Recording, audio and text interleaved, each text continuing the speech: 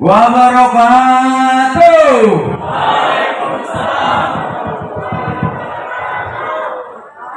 Alhamdulillah, alhamdulillahirabbil alamin, wassalatu wassalamu ala asyrafil anbiya'i wal mursalin wal alihi washabbi ajmain. Amma ba'du. Rabbi shrah li sadri wa yassir li amri wal 'uqdatam min lisani yafqahu qawli. Yang terhormat Bapak Kepala Sekolah SMA Negeri 6 Bekasi, Bapak Wali MSI, beserta jajaran stafnya, dan juga yang saya hormati Bapak Ibu Guru dan juga teman-teman sekalian dirahmati oleh Allah Subhanahu wa taala.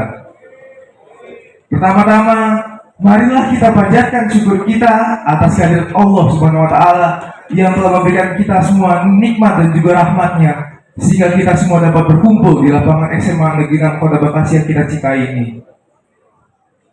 Berdirinya saya di sini ingin menyampaikan kultum singkat mengenai hak seorang muslim terhadap saudara muslim lainnya. Hak seorang muslim kepada muslim lainnya menurut Rasulullah SAW ada 6. Ini dalam hadis riwayat Muslim. Yang pertama, ketika kita bertemu dengan sesama muslim, ucapkanlah salam, ucapkanlah kalimat salam. Assalamualaikum warahmatullahi wabarakatuh.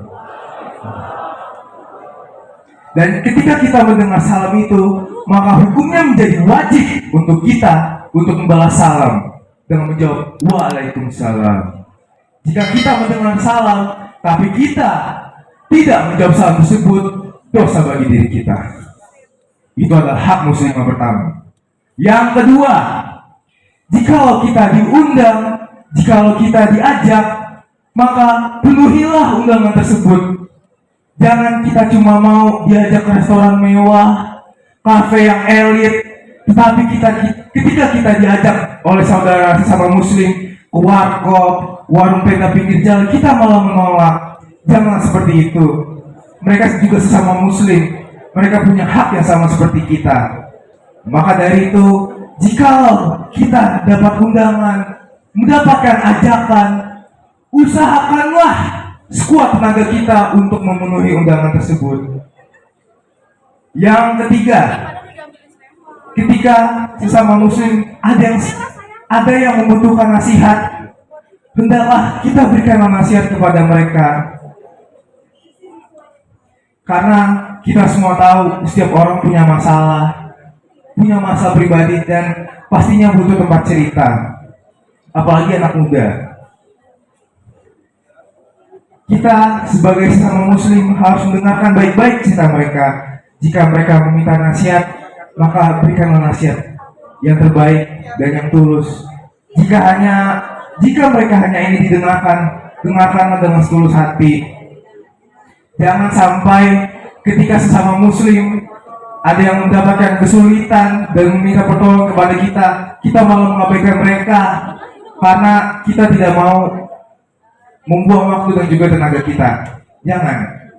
Dan yang keempat, jika kita bersin, maka ucapkanlah kalimat hamdalah, alhamdulillah. Dan kita yang mendengar kalimat tersebut, hendaklah mendoakannya dengan ucapan yarhamukallah. Jadi ketika ada saudara-saudara muslim yang bersin dan mengucapkan kalimat alhamdulillah, maka kita sebagai yang mendengar juga turut mendoakannya dengan menjawab yarhamukallah. Yang kelima, hak muslim kepada muslim lainnya adalah jikalau saudara muslim ada yang sakit, hendaklah kita menjenguk mereka. Karena orang yang sakit itu secara psikologis akan merasa lemah dan membutuhkan bantuan dari sesama muslim dari kita. Maka dari itu, jika ada saudara muslim kita yang sakit, hendaklah kita mengunjunginya dan memberikan doa dan juga support dan juga semangat agar mereka cepat sembuh dan bisa kembali beraktivitas lagi. Yang keenam dan juga yang terakhir, jikalau ada saudara muslim yang wafat, hak kita adalah mengunjunginya dan kita membantu sampai ke liang lahatnya. Wafatnya seseorang pasti akan menimbulkan luka yang dalam kepada keluarga dan juga orang-orang yang ditinggalkannya. Maka dari itu, dengan kehadiran kita dan juga memberikan bantuan kepada keluarga-keluarga yang ditinggalkan, pasti akan memberikan dampak kepada orang-orang yang ditinggalkan oleh saudara tersebut. Itulah 6 hak seorang muslim kepada muslim lainnya. Yang pertama, jika bertemu, ucapkanlah salam. Jika diundang, hendaklah penuhi undangan tersebut. Yang ketiga, jika dimintai nasihat, berikanlah nasihat yang tulus dan juga yang benar. Andai kata kita mendengar orang yang bersin dan mengucapkan alhamdulillah, hendaklah kita mendoakannya kembali dan mengucap yarhamukallah. Andai kata sakit, jenguklah saudara kita yang sakit. Dan andai kata wafat, kunjungilah dan muliakanlah hingga liang lahatnya. Insya Allah, jika kita melakukan semuanya dengan ikhlas, kita telah memenuhi hak-hak saudara kita. Semoga apa yang saya sampaikan pada pagi hari ini dapat memberikan kesadaran bagi kita semua mengenai hak seorang muslim terhadap muslim lainnya. Akhirul kalam, mohon maaf jika saya ada salah kata. Wabillahi taufiq wal hidayah. Wassalamualaikum warahmatullahi wabarakatuh. Assalamualaikum warahmatullahi wabarakatuh. Selamat pagi anak-anak hebat. Selamat pagi. Kemana semangatnya? Oke, teman-teman yang asyhadu la ilaha illallah wa la syarikalah wa asyhadu anna Muhammadar Rasulullah. Allahumma shalli ala Muhammad wa ala ali Muhammad. Amma ba'd. Yang terhormat Bapak Waluyo MSI selaku Kepala Sekolah SMA 6 Kota Bekasi, yang kami hormati Dewan Penasehat Bapak Ibu Wakasek, Ketua Jurusan, Staf Wakasek, Sekretaris Jurusan, Bapak Ibu Wali Kelas Pembina, Bapak Ibu Guru, Staf TU, dan yang kami banggakan dan kami cintai anak-anak hebat kelas 10 dan kelas 11. Ada beberapa informasi yang perlu disampaikan kepada Ananda. Yang pertama adalah anak-anak hebat yang harus Anda ketahui bahwa 567 itu adalah masih pelaksanaan asesmen sumatif. Panitia dan tim dari asesmen sumatif mengkaji semua yang Ananda lakukan. Hasil yang Ananda lakukan ada beberapa, bahkan sangat menyedihkan, adalah hasil yang ditemukan dari rata-rata siswa. Tidak semua ya. I hope you have any something to do that honestly, secara jujur. Tapi ternyata no baby sweetie honey. Okay. Honestly, ask yourself. Coba tanyakan diri kamu, apakah yang kamu lakukan this is jujur, menjunjung tinggi sportivitas, atau memang menjunjung tinggi solidaritas dalam kecurangan? Bukan sistem tidak bisa baca. Jadi jangan salahkan ketika kamu merasa tidak melakukan sesuatu dan sekolah memberikan konsekuensinya SP2, jangan salahkan. Sebelum pelaksanaan asesmen itu sudah diingatkan, tidak boleh terjadi kecurangan. Mau reason apapun, you have so many reasons we don't accept that. Karena peringatan, warning sudah diberikan setiap saat before you do your task.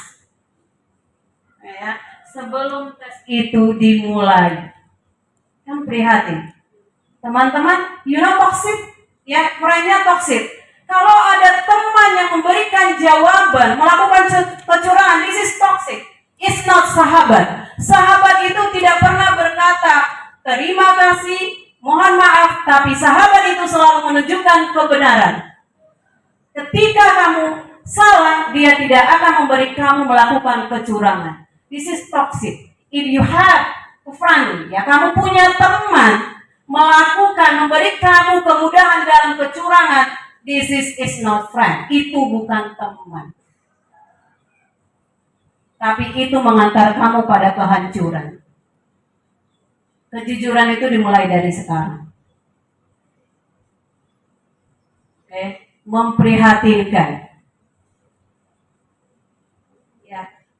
Makanya sekarang kamu lihat, saya tidak membandingkan bagaimana Australia atau Jepang itu merasa sedih atau negara lain merasa sedih. Yang pertama Finlandia itu negara yang luar biasa dalam pendidikan. Yang pertama mereka lakukan bagaimana anak-anaknya bisa ngantri, bagaimana siswa-siswanya bisa ngantri, tidak berebutan.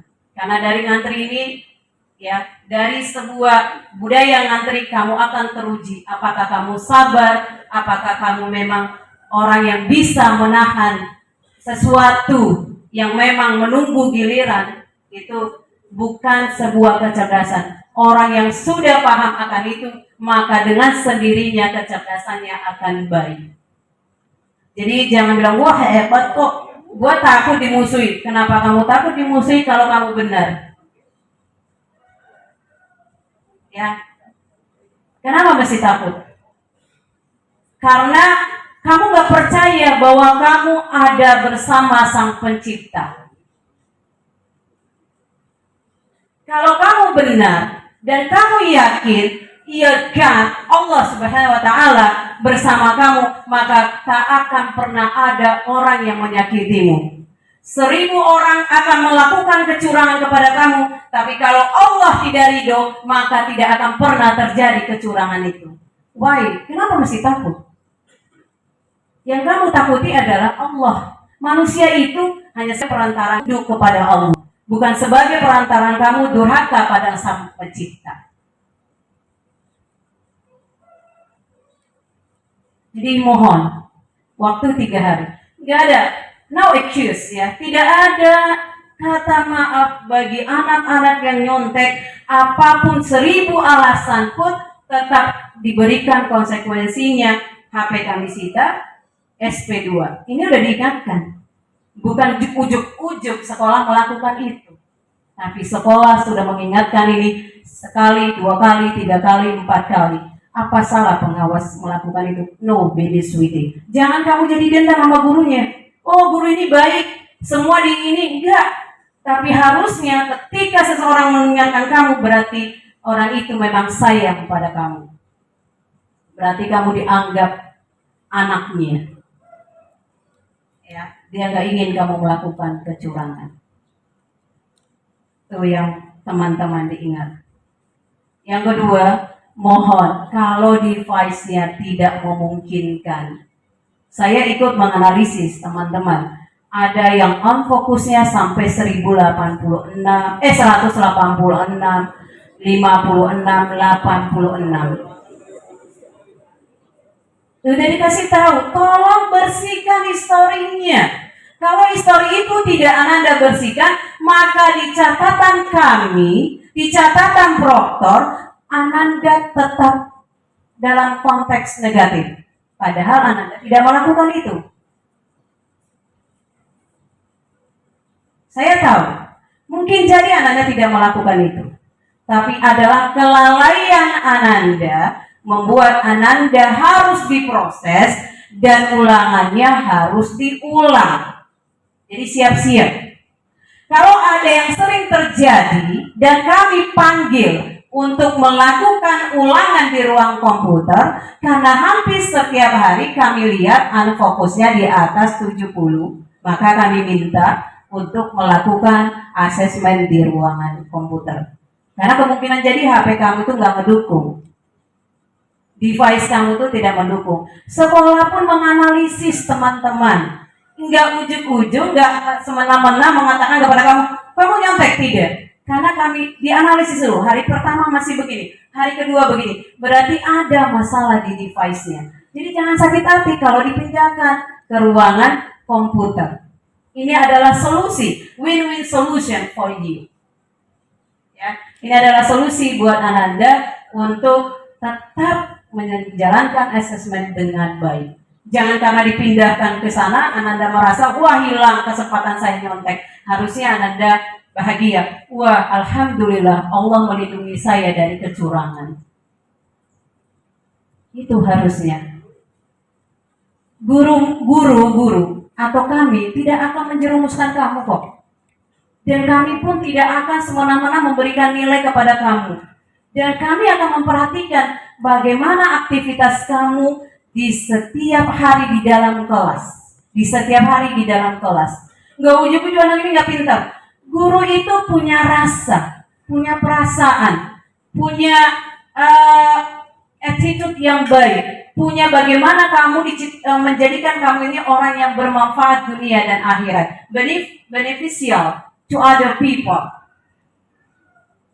Ya, gak ada yang gak akan kami curangi kamu, tapi kami selalu mendoakan kamu dalam doa-doa kami. Karena kalau kamu gak sukses, yang malu juga kami. Tapi kalau kamu sukses, orang tua kamu yang bangga, kami juga ikut bangga. Ya, jadi oleh karena itu jaga nama baik keluarga, jaga nama baik SMA 6. Oke. Satu yang kami harapkan, semoga Ananda sukses dunia dan akhirat. Semoga Ananda tetap menjunjung tinggi kejujuran demi kebaikan Ananda, baik di dunia maupun di akhirat. Assalamualaikum warahmatullahi wabarakatuh.